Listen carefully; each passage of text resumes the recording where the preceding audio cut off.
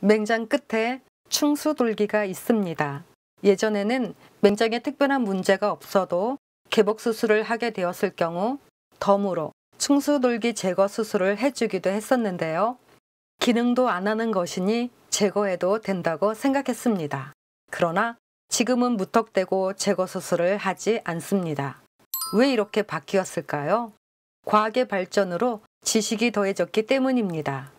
이러한 지식에 자신의 세계관으로 해석을 더하면 어떤 일이 일어날까요? 여기 충수돌기에 관한 논문을 소개하려고 합니다. 맹장 끝에 있는 충수돌기가 30번 이상 진화했다는 것입니다. 하나씩 볼까요? 흔적기관이란 진화의 과정 중에서 남겨진 쓸모없는 기관이라는 것이죠. 거친 음식을 먹던 우리의 조상이 큰 맹장을 가지고 있었는데 부드러운 음식을 먹으면서 맹장이 작아지고 이 과정에서 쓸모없어진 쪼그라든 충수돌기를 가졌다는 것으로 지금도 이 충수돌기가 흔적기관이라며 진화의 증거로 말해지고 있습니다. 그런데 이 흔적기관이라던 것이 사실 알고 보니 진화해서 그곳에 있게 되었다는 것이죠. 충수돌기는 위장에 탈이 난 후 장이 회복하는 데 도움이 되도록 장내 미생물들의 피난처가 되고 있고 림프 조직을 가지고 있어 중요한 면역계 임무도 수행하고 있습니다. 계속되는 충수돌기에 관한 연구가 흔적기관이라는 해석을 부정하게 된 것입니다. 또 하나는 독립적으로 32번에서 38번까지 진화했다는 것입니다. 또한 충수돌기는 진화론에서 말하는 진화 계통나무에서 진화 과정과 상관이 없는 여러 동물에게서 나타나고 있는데요.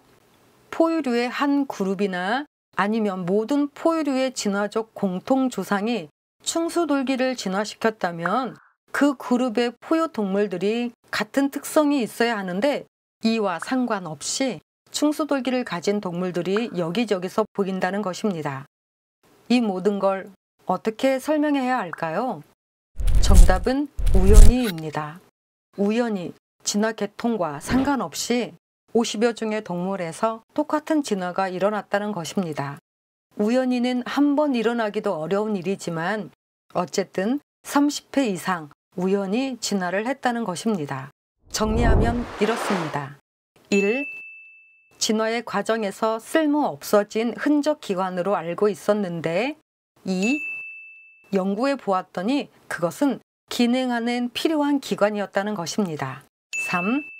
쓸모 있어도 진화한 것으로 주장하는데 4. 진화계통나무와 상관없는 결과를 보여준다 입니다. 왜 이렇게 해석하게 되었을까요?